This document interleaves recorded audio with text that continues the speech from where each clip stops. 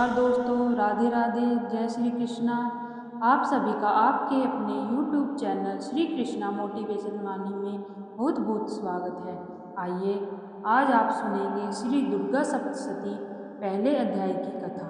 नवरात्रि का व्रत जो कि वर्ष में 4 बार मनाया जाता है, 2 गुप्त नवरात्रि के रूप में और 2 प्रकट नवरात्रि के रूप में। जो भी भक्त सच्ची श्रद्धा के साथ, नियम और निष्ठा के साथ नवरात्रि का व्रत करते हैं, इस दौरान श्री दुर्गा सप्तशती का पाठ करते हैं या श्रवण करते हैं, दुर्गा चालीसा का पाठ करते हैं, माता दुर्गा की महिमा का वर्णन करते हैं या इसे सुनते हैं। इससे माता भगवती अपने भक्तों पर अति प्रसन्न होती है। तो आइए सुनते हैं श्री दुर्गा सप्तशती पहले अध्याय की कथा। तो बोलिए प्रेम से, माता दुर्गा की जय, नव दुर्गा देवी की जय, सर्व देवी देवता की जय। पहला अध्याय। इस अध्याय में मेधा ऋषि का राजसूय और समाधि को देवी की महिमा बताते हुए मधु कैठव वध का प्रसंग सुनाया गया है। महर्षि मार्कंडेय जी बोले, सूर्य के पुत्र सावर्णी की उत्पत्ति की कथा विस्तार पूर्वक कहता हूँ, सो सुनो। सावर्णी महामाया की कृपा से जिस प्रकार मनवंतर के स्वामी हुए, उसका भी हाल सुनो पहले। सवारोचिस नामक राज्य था। वह प्रजा को अपने पुत्र के समान मानते थे, तो भी पोला विध्वंसी राजा उनके शत्रु बन गए। दुष्टों को दंड देने वाले राजा सूरत की उनके साथ लड़ाई हुई। पोला विध्वंसियों की संख्या में कम होने पर भी राजा सूरत युद्ध में उनसे हार गए। तो वह अपने नगर में आ गए। केवल अपने देश का राज्य ही उनके पास रह गया और वह उसी देश के राजा होकर राज्य करने लगे। किंतु उनके शत्रुओं ने वहां पर आकर आक्रमण कर दिया। राजा को बलहीन देखकर उनके दुष्ट मंत्रियों ने राजा की सेना और खजाना अपने अधिकार में कर लिया। राजा सूरत अपने राजाधिकारियों को लेकर शिकार खेलने के बहाने घोड़े पर सवार होकर वहां से एक भयंकर वन की ओर चल पड़े। उस वन में उन्होंने महर्षि मेधा का आश्रम देखा। वहां मेधा महर्षि अपने शिष्यों तथा मुनियों के साथ सुशोभित बैठे हुए थे और वहां कितने ही हिंसक जीव परम शांति भाव से रहते थे। राजा सूरत ने महर्षि मेधा को प्रणाम किया और महर्षि ने भी उनका उचित सत्कार किया। राजा सूरत महर्षि के आश्रम में कुछ समय तक ठहरे। अपने नगर की ममता के आकर्षण से राजा अपने मन में सोचने लगा, पूर्व काल में पूर्वजों ने जिस नगर का पालन किया था, वह आज मेरे हाथों से निकल गया।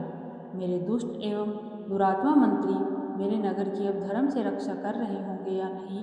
मेरा प्रधान हाथी, जो कि सदा मद की वर्षा करने वाला और शूरवीर था, मेरे व्ययों के वश में होकर न जाने क्या दुख भोग रहा होगा। मेरे आज्ञाकारी नौकर, जो मेरी कृपा से धन और भोजन पाने से सदैव सुखी रहते थे और मेरे पीछे पीछे चलते थे, वह अब निश्चय ही दुष्ट राजाओं का अनुसरण करते होंगे तथा मेरे दुष्ट एवं दुरात्मा मंत्रियों द्वारा व्यर्थ ही धन को व्यय करने से संचित किया हुआ मेरा खजाना एक दिन अवश्य खाली हो जाएगा। इस प्रकार की बहुत सी बातें सोचता हुआ राजा निरंतर दुखी रहने लगा। एक दिन राजा सूरत ने महर्षि मेधा के आश्रम के निकट एक वैश्य को देखा। राजा ने उनसे पूछा, भाई तुम कौन हो? यहाँ तुम्हारे आने का क्या कारण है और तुम मुझे शोकग्रस्त अनमने से दिखाई देते हो, इसका क्या कारण है?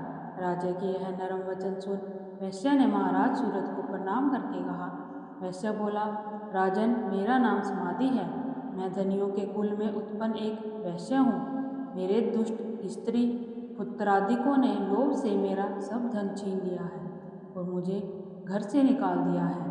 मैं इस तरह से दुखी होकर इस वन में चला आया हूँ और यहाँ रहता हुआ मैं इस बात को भी नहीं जानता कि अब घर में इस समय सब कुशल है या नहीं। यहाँ पर अपने परिवार का आचरण संबंधी कोई समाचार भी नहीं पा सकता कि वह घर में इस समय कुशल पूर्वक है या नहीं।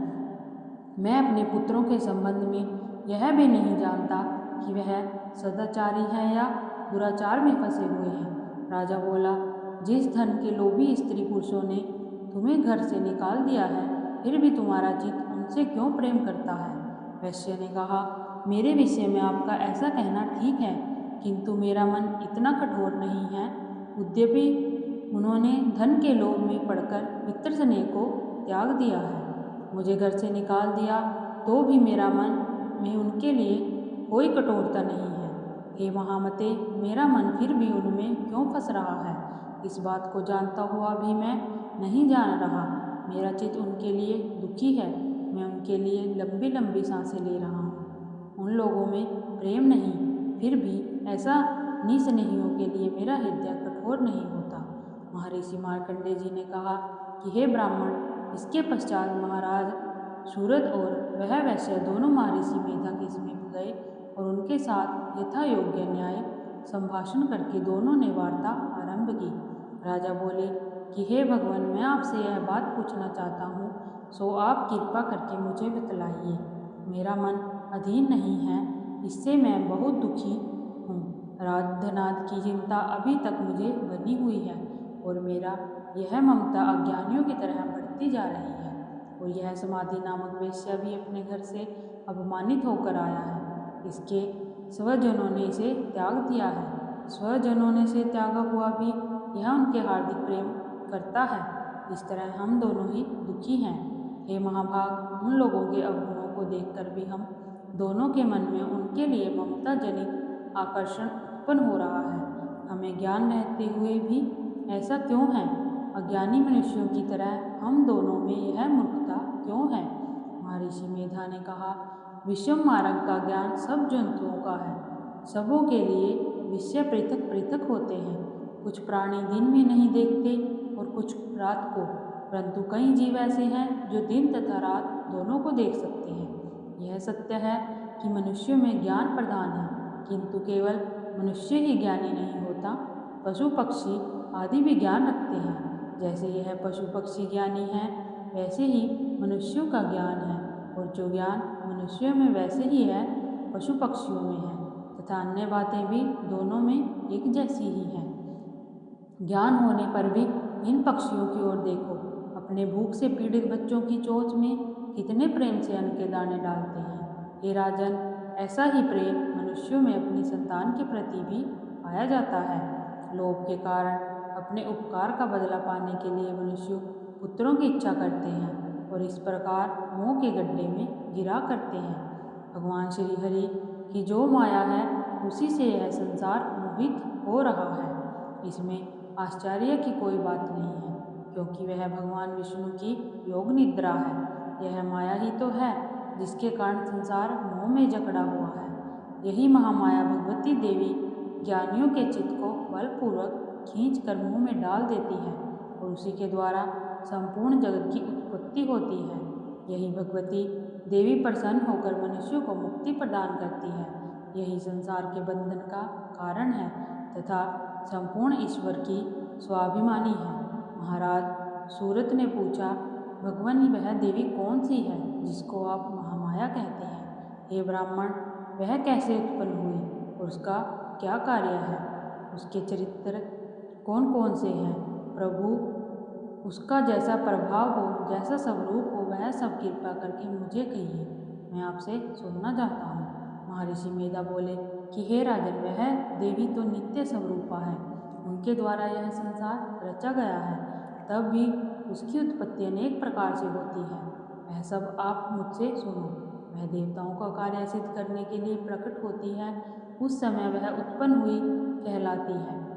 संसार को जलमय करके जब भगवान विष्णु योग निद्रा का आश्रय लेकर शेषशय्या पर सो रहे थे, तब मधुकैटभ नाम के दो असुर उनके कानों के मैल से प्रकट हुए और वह श्री ब्रह्मा जी को मारने के लिए तैयार हो गई। श्री ब्रह्मा जी ने जब उन दोनों को अपनी ओर आते देखा और यह भी देखा कि भगवान विष्णु योग निद्रा का आश्रय लेकर सो रहे हैं, तो वह उस समय श्री भगवान को जगाने के लिए उनके नेत्रों में निवास करने वाली योग निद्रा की स्तुति करने लगे। श्री ब्रह्मा जी ने कहा कि हे देवी, तुम ही स्वाहा, तुम ही स्वधा और तुम ही वशत्कार हो। स्वर भी तुम्हारा ही स्वरूप है।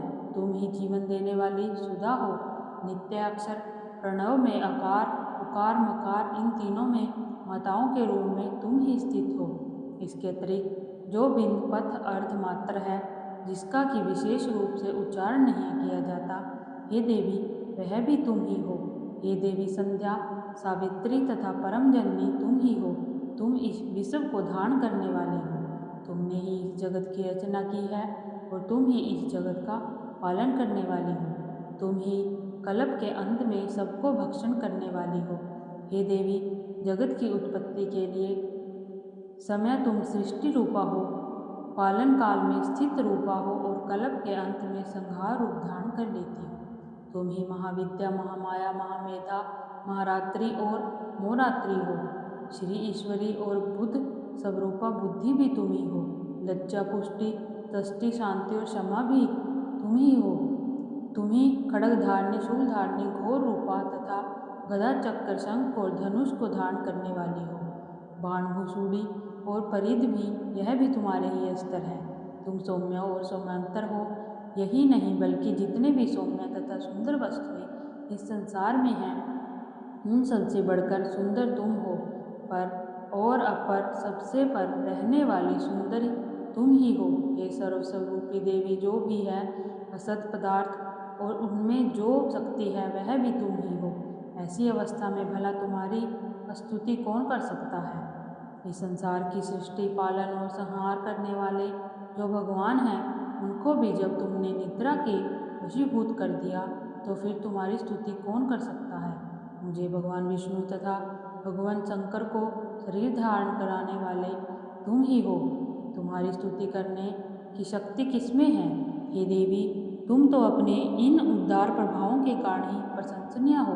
मधु और कैटभ जो भयंकर असुर हैं, उन्हें मोह में डाल दो और श्री हरि भगवान विष्णु को भी जल्दी जगा दो और उनमें इसको मार डालने की बुद्धि भी उत्पन्न कर दो। महर्षि मेधा बोले, हे राजन, जब श्री ब्रह्मा जी ने देवी से इस प्रकार स्तुति करके भगवान को जगाने तथा मधु और कैटभ को मारने के लिए कहा, तो वह भगवान श्री विष्णु के नेत्र, मुख, नासिका, बाहु, हृदय और वक्षस्थल से निकलकर ब्रह्मा जी के सामने खड़े हो गए। उनका ऐसा करना कि भगवान श्री विष्णु तुरंत ही जाग उठे और दोनों असुर को देखा, जो कि अत्यंत बलवान और पराक्रमी थे और मारे क्रोध के जिसके नेत्र लाल हो रहे थे और जो ब्रह्मा जी का वध करने के लिए तैयार थे। तब क्रुद्ध हो उन दोनों दुरात्मा असुरों के साथ भगवान श्री हरि पूरे 5000 वर्ष तक लड़ते रहे। एक तो वह अत्यंत बलवान तथा पराक्रमी थे, दूसरे महामाया ने भी उन्हें मोह में डाल रखा था। तब वह भी श्री भगवान से कहने लगे कि हम दोनों तुम्हारी वीरता से अत्यंत प्रसन्न हैं, तुम हमसे कोई वर मांगो। भगवान ने कहा, यदि तुम मुझ पर प्रसन्न हो तो अब तुम मेरे हाथों से मर जाओ, बस इतना सा ही वर मैं तुमसे मांगता हूँ। यहाँ दूसरे वर से क्या प्रयोजन है। महर्षि मेधा बोले, इस तरह से जब वह धोखे में आ गया और अपने चारों ओर जल ही जल देखा तो भगवान श्री हरि कहने लगे, जहाँ पर जल ना हो, सूखी जमीन हो, उसी जगह हमारा वध कीजिए। महर्षि मेधा कहते हैं, तथा अस्तु कहकर भगवान ने श्री हरि ने उन दोनों को अपनी जांघ पर लिटाकर उन दोनों के सिर काट डाले।